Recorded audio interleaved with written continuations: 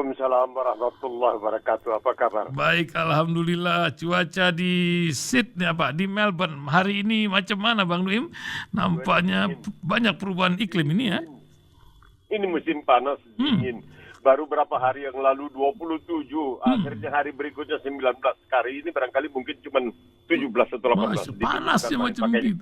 Waduh, ya besok hari Selasa pun badai akan menerjang New Zealand. Auckland ini akan menjadi darurat sipil, darurat bencana di hari Selasa ini juga. Benua-benua lain memang luar biasa dinginnya. Korban di Turki juga menjadi sebuah problem ketika korban sudah melebihi 30.000, bahkan bisa 50.000, mungkin bisa lebih dari itu katanya. Apa yang Bang Nuim lihat dari alam dan juga gempa yang ada di beberapa tempat dan Turki sebagai sebuah fenomena yang Bang Nuim lihat? Alam berbicara caranya sendiri atau bagaimana Bang Nuim? Silakan Bang Nuim. Kita tidak menyepelekan ya 33.000 atau satu nyawa saja pun Al-Quran mengatakan man qatala nafs, kalau ada yang menghilangkan nyawa tanpa alasan, satu nyawa saja itu seperti menghilangkan nyawa seluruh umat manusia. Begitu Al-Quran, begitu Islam itu menilai manusia. Tapi ada kalanya juga ya manusia bukan karena kesalahannya atau mungkin karena kelalaiannya bisa juga kehilangan nyawanya. Jadi seperti yang terjadi di Turki sekarang ini, berapa banyak yang sudah ditangkapi karena oleh pemerintah diduga mereka ketika melakukan pembangunan gedung-gedung yang kemudian menjadi tempat-tempat hunian, melakukannya barangkali dengan jalan pintas, melakukannya mungkin tidak sesuai dengan ketentuan, keharusan di mana gedung dibangun mesti tahan gempa karena daerah itu adalah daerah yang rentan terhadap gempa. Kita juga melihat apa yang terjadi misalnya di Aceh ya dalam tahun 2004 ketika tsunami melanda. Tapi ada yang mengatakan apa yang terjadi di Aceh ketika tsunami melanda itu walaupun begitu banyak ya lebih dari 100.000, lebih dari 150.000 orang yang tewas, tapi juga ada hikmahnya. Mereka yang dahulunya tinggal di rumah-rumah yang bisa dikatakan gubuk, tidak layak huni, kemudian dengan bantuan luar negeri termasuk dari Australia yang waktu itu memberikan sampai $1 miliar kepada Indonesia, ya mendapatkan rumahan yang lebih layak huni lagi. Jadi ada hikmahnya. Segala yang terjadi itu ada hikmahnya. Seperti yang terjadi sekarang ini semoga dengan terjadinya gempa ini di Suriah, keadaan barangkali bisa rukun, bisa damai, tidak berkelanjutan terus-terusan dalam keadaan seperti yang kita selama berapa tahun ini. Jadi kita menunggulah hikmahnya. Biar bagaimanapun ada hal-hal yang memang tidak bisa kita hindari. Jadi kita hanya mengatakan, Al-Quran mengatakan ketika ditimpa musibah kita menyebutkan inna lillahi wa inna ilaihi raji'un. Ya, luar biasa. Islam Makhachev UFC luar biasa Bang Nuim di Australia kemarin ini. Ini apa yang Bang Nuim lihat dari pertarungan ini kok menjadi sorotan dunia luar biasa sekarang ini?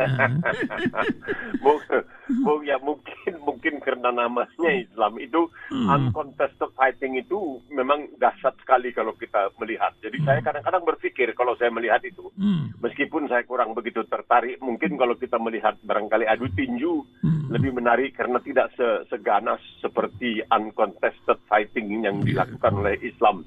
Dan kemudian juga yang lain-lain ya, yang tidak ada batasnya, boleh ditendang, boleh itu seperti adu tinju Thailand itu, adu tinju Thailand boleh tendang, boleh ini tuh. Jadi saya kadang-kadang berpikir kalau memang ini kan bisa menghasilkan uang yang cukup besar nih, kenapa mereka yang di Indonesia yang punya kemampuan misalnya Merpati Putih, kemudian Budi Suci dan semua ini, kenapa mereka tidak ikut ya supaya mereka ini bisa mendapatkan keuntungan yang besar kalau mereka ikut dan sekaligus menaikkan nama Indonesia. Jadi ketika juga saya mengatakan kalau memang benar ada yang mampu untuk bisa menahan hujan, katanya mencegah jangan hujan sampai turun, waduh. Itu kan bisa mendatangkan bukan saja kemasyhuran untuk Indonesia karena punya orang-orang yang disebabkan oleh ilmu batinnya bisa mencegah hujan, dia bisa kirim seperti yang dikatakan oleh Rasil tadi ke Auckland sana, ke Selandia Baru untuk menahan hujan, atau seperti dikatakan oleh Panglima TNI yang sekarang ini, kita kerahkan dukun agar turun hujan supaya kebakaran hutan dan lahan tidak. ini di abad ke-21 sekarang terjadi hal-hal yang seperti ini. Menarik jadinya bahwa manusia itu kembali lagi ke alam yang seperti itu. Jadi apakah itu satu guyonan saja atau barangkali hanya ingin memberikan penekanan bahwa ada hal-hal yang mungkin memang tidak sanggup ya diatasi oleh manusia. Ini adalah kenyataan hidup kita, karena barangkali salah satu gempa yang dahsyat itu terjadi lebih 100 tahun yang lalu di San Francisco di Amerika. Tahun 1906 itu hampir hancur lebur. Dan banyak yang bertanya, kalau demikian adanya kenapa dibangun lagi? Ya karena mereka menganggap ini tidak terjadi saban hari. Ini tidak terjadi saban hari. Jadi kalau tidak dibangun kembali, itu nanti bagaimana mesti memindahkan manusia ini ke mana? Kan tidak mudah memindahkan sebegitu banyak manusia. Kemudian untuk menciptakan sebuah kota baru ya. Walaupun ya kita berusaha di Indonesia katanya mau bangun ibu kota Nusantara, barangkali untuk mengikuti jejak Mesir yang sekarang tengah melakukan pembangunan sebuah kota baru dengan nilai 40 miliar dolar katanya. Jadi semua ini ada hikmahnya, bukan tidak ada hikmahnya. Salah satu hikmah yang paling nyata adalah keterbatasan kita sebagai manusia. Jadi janganlah terlalu sombong, begitulah kira-kira. Ya, luar biasa. Bang Nuim, hari ini adalah hari radio sedunia, Bang Nuim. Ini kan luar biasa. Dulu kalau kita lihat tuh bola, walaupun kita berada di lapangan bola, kita tetap harus menenteng radio karena harus mendengarkan sambas gitu, Bang Nuim. Lebih seru. Dan juga masa Bang Nuim pun tiap pagi orang duduk depan radio, juga belajar bahasa Inggris dan lain-lain. Apa yang Bang Nuim lihat radio kini, Bang Nuim? Karena kan radio ada di genggam. Hari ini saja nih ada 1.300 pendengar Rasil yang melalui streaming, belum lagi yang di mobil atau di rumah ini. Luar biasa. Silakan Bang Nuim, ini tentang hari radio nih, Bang Nuim. Kepraktisan radio ini adalah bahwa bisa didengar dimanapun kita berada. Artinya kalau kita memiliki sebuah pesawat radio, jadi seperti misalnya di mobil yang dikatakan tadi, mestinya kita mungkin lagi berada di tempat yang terpencil dan lain sebagainya. Televisi memang hebat dengan gambarnya dan lain sebagainya, tapi kan terbatas, kita tidak bisa kemana-mana membawa televisi. Wallahualam mereka 10 tahun dari sekarang mungkin lagi ceritanya seperti itu. Tadi kalau dahulu ketika masih di Radio Australia, saya seringlah diminta untuk memberikan pelatihan ya. Bukan saja terhadap penyiar-penyiar radio yang disebutkan radio swasta niaga, tetapi juga alhamdulillah pernah juga ditugaskan untuk memberikan pelatihan kepada para penyiar radio Republik Indonesia yang merupakan radio tertua lah boleh dikatakan di Indonesia. Saya mengawali ceramah atau pelatihan itu dengan mengutip sebuah berita yang dimuat oleh majalah Time. Ini majalah Amerika ya. Majalah Time, kalau saya tidak salah, ini majalah yang pernah mengatakan bahwa salah seorang warga negara Indonesia bernama Anies Baswedan termasuk salah seorang dari intelektual dunia, kira-kira 100 intelektual dunia dan lain sebagainya. Ini Time mengatakan bahwa ketika akan menjatuhkan hukuman kepada seorang penjahat perang di Rwanda di Afrika, Ketua Majelis Hakim Pengadilan Pidana Internasional di Den Haag mengatakan, melalui siaran radio kamu telah menyebabkan 500.000 orang mengalami cedera dan juga kematian dan lain sebagainya. Ini bukan sesuatu yang membanggakan, tetapi ini menunjukkan betapa ampuhnya radio itu, karena radio itu mendengar dan orang itu kemudian bisa menggunakan daya imajinasi, daya khayalnya sendiri untuk menggambarkan apa yang terjadi. Jadi seperti dikatakan tadi, kita menonton sepak bola, tapi kita juga mendengarkan radio sambas ya. Kalau di Jakarta sambas, saya dulu di Medan Rinaldi, ini orang yang menjadi panutan saya, yang ingin saya contoh sebagai seorang pelapor sepak bola. Jadi ketika itu babak penyisihan pra Piala Dunia diadakan di Australia, di mana Indonesia ikut, Selandia Baru ikut, Irak ikut, dan Australia tentunya ikut.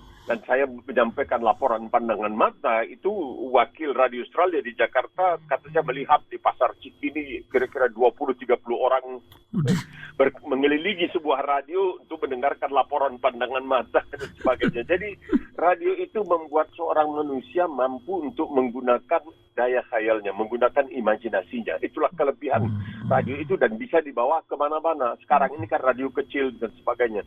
Dan sampai sekarang pun boleh dikatakan di Australia ini, di Sydney, ada seorang penyiar, seorang broadcaster lah, dan penyiar namanya Alan Jones.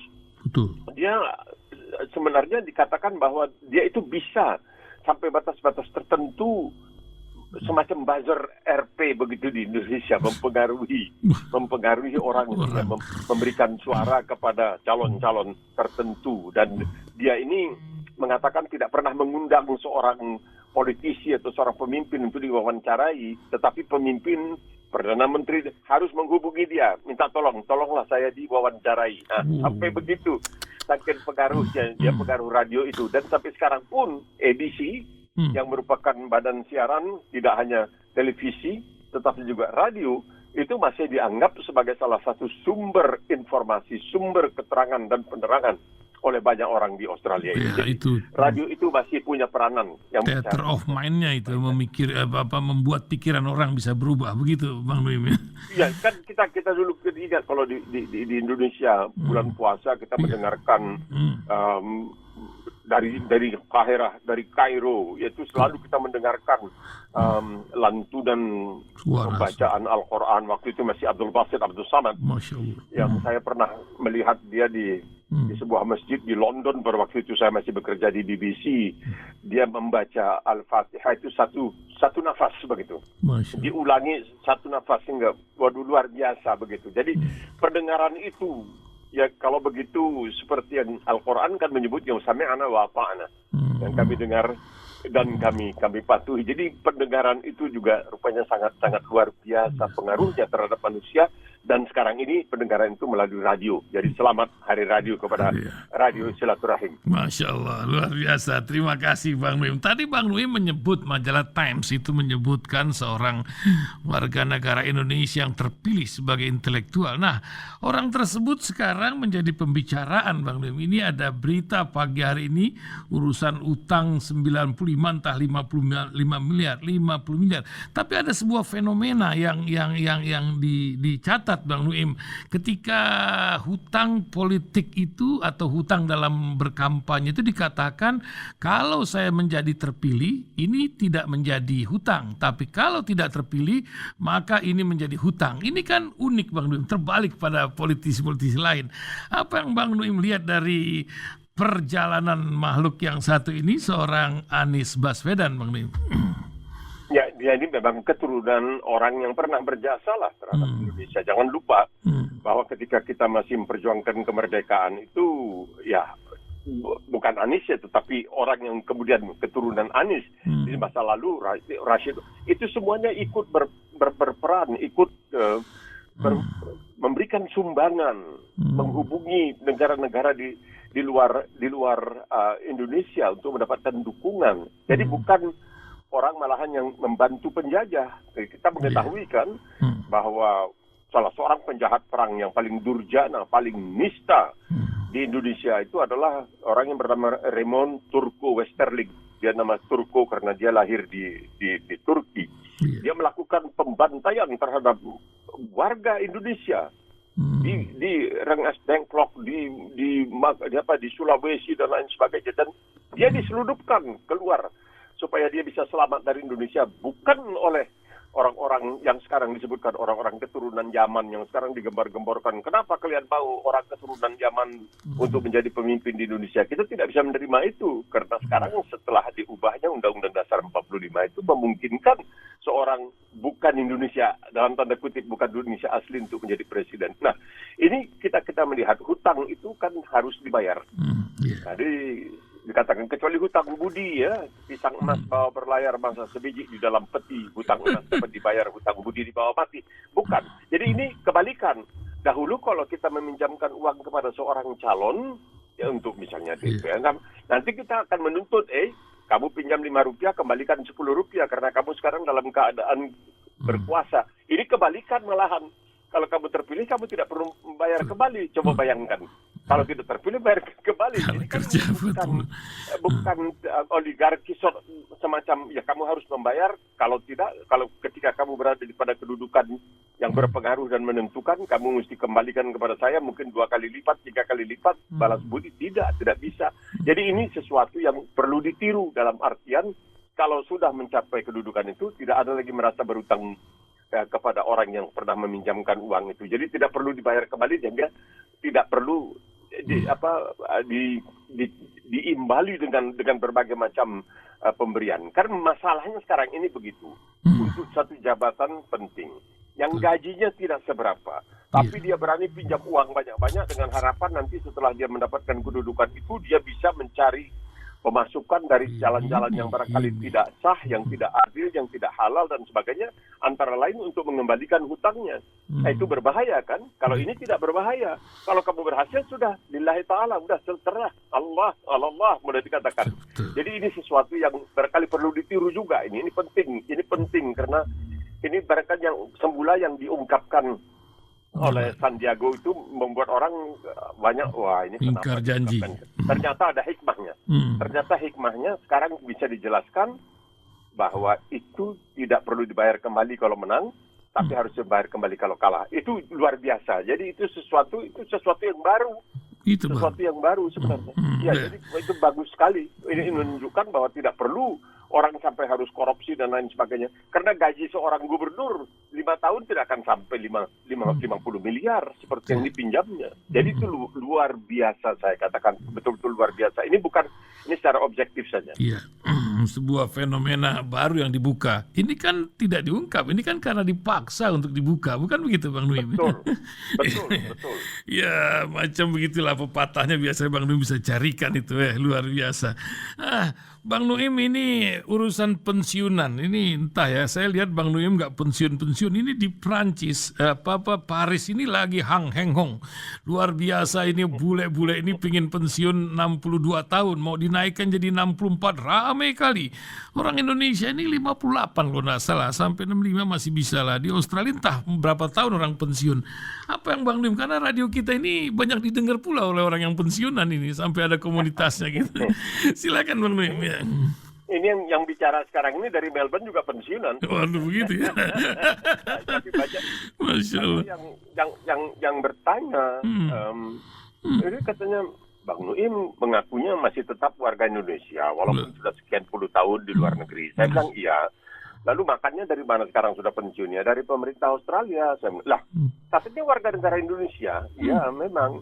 Tapi karena saya waktu bekerja dulu membayar pajak dan tidak pernah alfa, tidak pernah lupa membayar pajak, dan pajak itu dipakai antara lain untuk menyantuni orang-orang yang sudah pensiun, orang-orang yang tidak punya pekerjaan dan sebagainya. Ya sekarang ketika saya sudah pensiun, ya giliranlah saya untuk mendapatkan santunan dari pemerintah Australia. Cuma di Australia sekarang ini ada ketentuan tidak boleh didasarkan pada hukum. Karena kalau didasarkan seseorang itu, kamu tidak boleh bekerja lagi. Saya kan sekarang insya Allah 85 tahun. Dalam waktu dekat 85 tahun. Saya pensiun kira-kira pada usia 75 tahun. Nah, itu bukan pensiun lah. Saya menyebutnya mengundurkan diri. Pada usia 75 tahun. Dan tidak bisa oleh majikan waktu itu dikatakan, kamu sudah tidak. Selagi saya mampu dan saya mau, tidak boleh. Kalau di Australia itu demokrasinya seperti itu. Tidak boleh seseorang itu dipaksa pensiun selagi dia mampu dan selagi dia mau. Kecuali kalau dia bikin kesalahan dan lain sebagainya. Jadi seperti kejadian di Eropa ini, di Prancis dan juga di Yunani waktu itu. Yunani lebih parah lagi. Begitu banyak pegawai negeri sipilnya, PNS-nya, atau sekarang disebut aparat sipil negara. Itu mereka tuh kebanyakan tidak pernah masuk kantor, nanti umur 50 sekian sudah dianggap pensiun. Nah, ketika diadakan perubahan karena tidak lagi bisa dipertahankan terus sistem seperti itu karena dampaknya terhadap ekonomi terlalu besar, mereka marah-marah. Tapi pada akhirnya mereka menerima. Nah, sekarang orang-orang Perancis ini kan mereka itu sedangnya hidupnya itu boleh dikatakan rileks ya, rileks, santai dan enak, duduk, minum anggur dan sebagainya.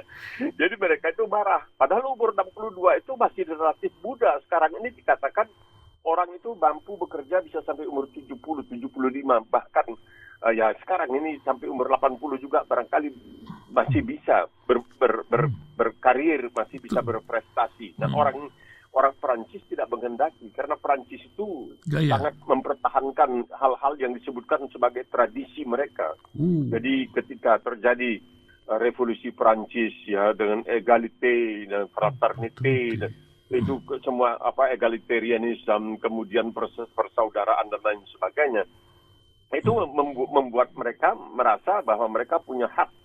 Mereka menganggap dirinya punya hak untuk terus disantuni oleh negara setelah berusia 62 tahun, tidak lagi bekerja tapi menikmati hidup. Karena laissez-faire, istilahnya dalam bahasa Perancis, hidupnya senang, hidupnya pokoknya ya santailah begitu, jangan bekerja terlalu keras. Beda dengan di negara-negara lain seperti saya katakan tadi di Australia, kecuali tentara yang berperang, dan itu polisi, tentara itu memang ada batas usianya karena dikhawatirkan nanti mereka tidak sanggup dan berbahaya kan kalau mereka tidak sanggup, tidak menguasai dirinya sendiri. Tapi kalau pekerjaan seperti misalnya saya dahulu sebagai seorang broadcaster, ya wartawan, tidak bisa oleh majikan dikatakan sudah selesai kamu mesti pensiun, tidak bisa seperti itu. Kalaupun diberhentikan, itu ada pesangonnya yang cukup besar biasanya. Luar biasa. Apa itu moto kalau sebagai seorang, ada orang bilang tak ada hidup ini, pensiun nanti kalau sudah di liang kubur baru pensiun. Itu apakah aktivitas kita ini harus selalu bermanfaat atau bagaimana Bang Nuim? Mesti karena terus menerus. Jadi seperti dikatakan oleh Karen Armstrong, ini seorang biarawati ya, yang pernah di gereja, tetapi kemudian dia keluar dari gereja, dia banyak menulis buku-buku, misal berperang demi Tuhan, Muhammad Rasul untuk masa kini, Muhammad Prophet of our time, Rasul untuk kita. Dia mengatakan kehidupan Nabi Muhammad SAW itu merupakan jihad yang terus-menerus.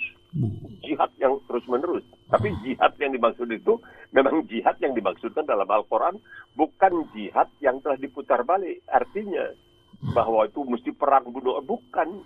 Ya, kalau dikatakan Al-Quran itu kan mengatakan wala tuta'il kafirun jahidhum bihi jihadan kabir. Tapi kamu lancarkan jihad, jangan Al-Quran sampai pokoknya itu jihad yang besar sampai kapanpun. Nah, di sini apa yang dikatakan oleh Mahathir Mohamad yang pernah menjadi Perdana Menteri Malaysia dan pernah terpilih jadi Perdana Menteri pada usia 93 tahun. Jangan pikirkan, jangan anggap pensiun. Jangan anggap pensiun.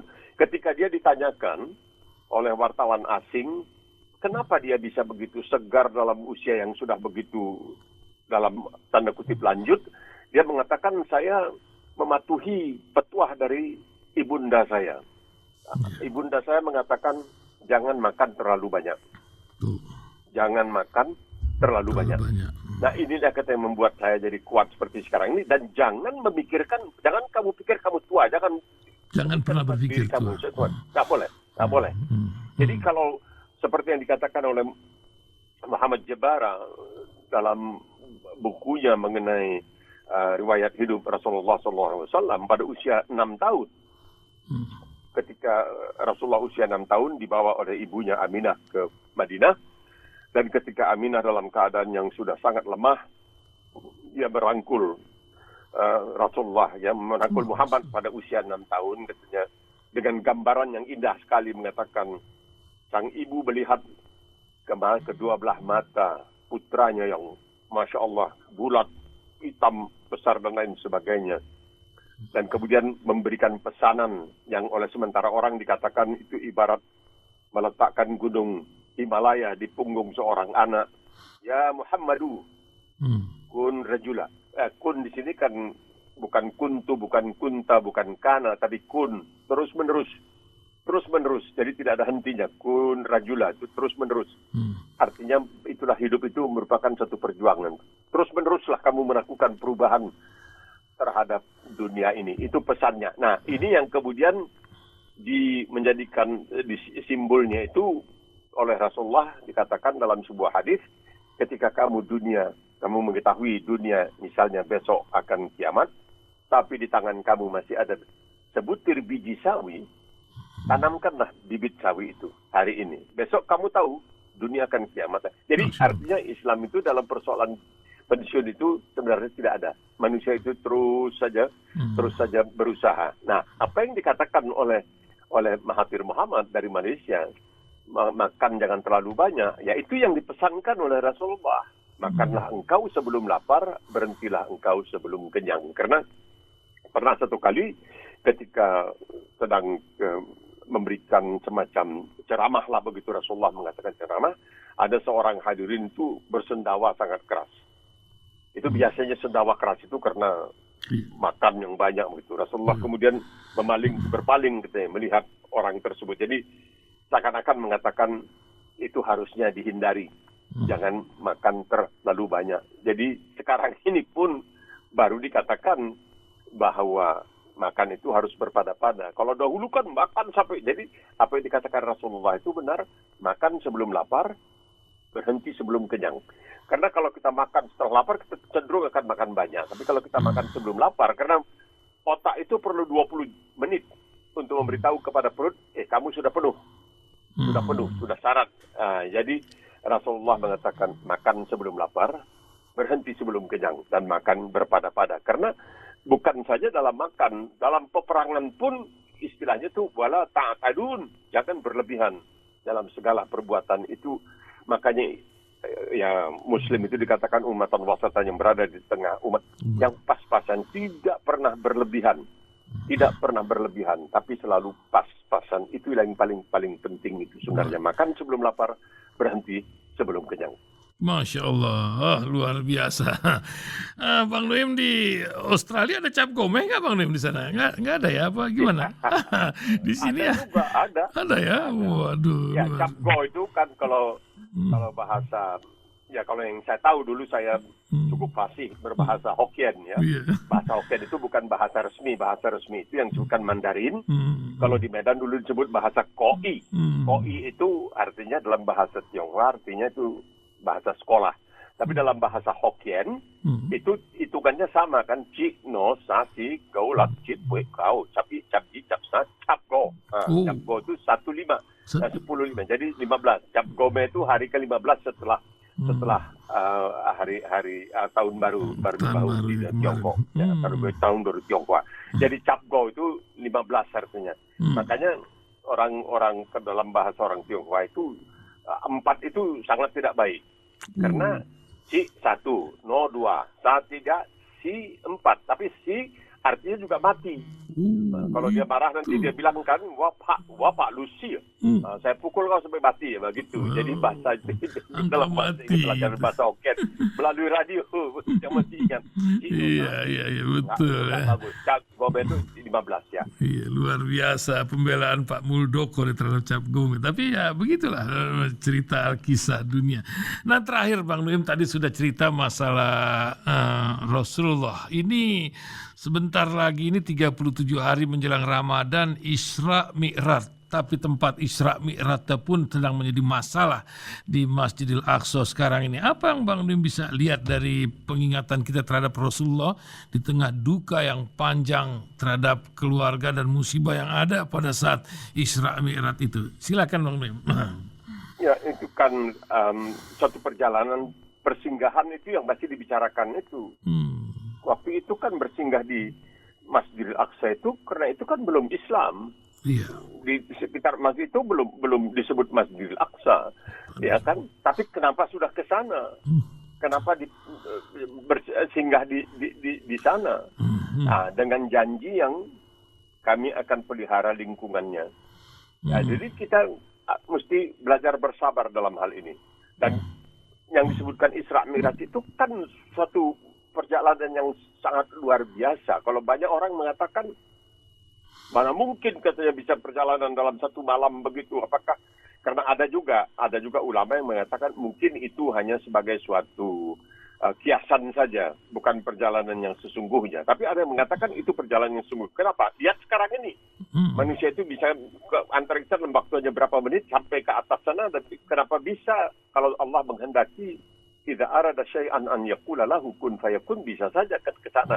Nah, yang menariknya itu adalah bagaimana nabi-nabi yang lain memesankan kepada Rasulullah supaya jangan terlalu memberati umat kamu ketika diberikan semacam perintah untuk dilaksanakan mengenai salat itu. Di situ kan para nabi yang lain mengatakan tidak mungkin. Tapi Rasulullah itu patuhnya luar biasa, langsung menerima saja. Tapi para nabi mengatakan ini menunjukkan bahwa dalam Islam itu sebenarnya ada demokrasi yang luar biasa. Jadi bukan siap laksanakan, enggak, masih bisa ya Allah, ini kebanyakan ini masih. Jadi Allah Subhanahu wa taala dengan iblis pun boleh dikatakan masih bisa ada dialog. Berdialog itu menggoda bukan itu saja ya. Ketika misalnya ketika Allah Subhanahu wa taala mengatakan akan menciptakan khalifah di permukaan bumi, para malaikat protes. Tapi tidak dihukum. Allah memberikan keterangan. Aku tahu apa yang kamu tidak tahu. Ya, karena malaikat mengatakan nanti kalau diciptakan ini khalifah di atas dunia ini tidak dari peperangan itu. Allah mengatakan akan diberikan bimbingan lah, begitu kira-kira. Dan mereka yang protes, malaikat yang protes ini, Rasulullah yang kembali itu meminta jangan sampai harus salat sekian puluh.